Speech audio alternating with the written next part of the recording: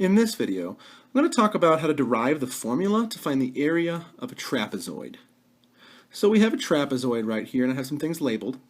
A trapezoid is a quadrilateral, so four sides, that has one pair of parallel sides. So these fellas right here, they're parallel, and these other two sides, they can be doing whatever they want to do. So we have some labels here. We have the height, so we're saying the height of this is right here. And then we have a base 1, which is the distance of this whole big base, and then base 2, which is kind of this littler base. So how can we derive a formula to find the area here? Well, it looks like if we wanted to, we could kind of break this up into figures that we can mess with. So we have a right triangle over here, a right triangle over here. It looks like a rectangle in the middle. So we can call this guy over here a right triangle, and this guy over here is a right triangle. Let's, in order to find the area of a triangle, though, we need to know the base. So we know the height here is just h. So let's call this base m, and maybe this base n. So if that's the case, then what is this leftover? Well, it looks like base 2 would be what that is. So this base 1 is this whole thing right there. So we're going to say base 1 is comprised of m plus n, the bottoms of my two right triangles, and then my base 2 kind of fills in the rest of that right there. So my base 1 is this expression here, which we'll come back to here in a moment. Okay, well, how do you find the area of this triangle right there? Well, the triangle is 1/2 base times height. So 1/2 m times h. So 1/2 m times h, and that's this triangle over here. So this right triangle will be 1/2 base times height, so 1/2 n times height. And then my rectangle here in the middle is just going to be base 2 times height. So plus base 2 times height.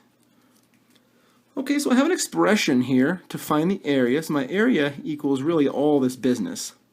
I don't really like having these m's and n's and stuff, so let's deal with those. It looks like all my terms have an h. So let's factor an h out. And it looks like almost all my terms have a half.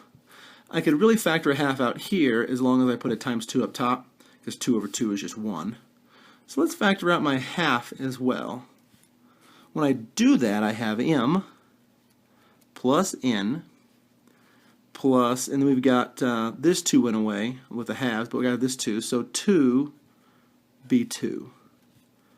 Okay, well, this wouldn't do much for us. Let's take this 2b2, kind of rewrite him. I'm just going to say 1/2 height times m plus n plus b2 plus b2 right there. And this is nice because isn't this m plus n plus b2? Well, m plus n plus b2, that's just base 1, isn't it? So I could replace that and say 1/2 the height, and then exchange base 1 right there plus base 2. And right here is the formula to find the area of our trapezoid. So we have the height, which is the height here, and then our values, or the lengths of the bases, b1 and b2, are b1 is this whole thing, and b2 is that upper little guy. And remember, our bases here are going to be parallel to one another. So even if your trapezoid is kind of turned 90 degrees or on a side, or it looks kind of goofy, the bases are always the two sides that are parallel to one another. So here we are, the area equals 1/2 the height times the quantity base 1 plus base 2.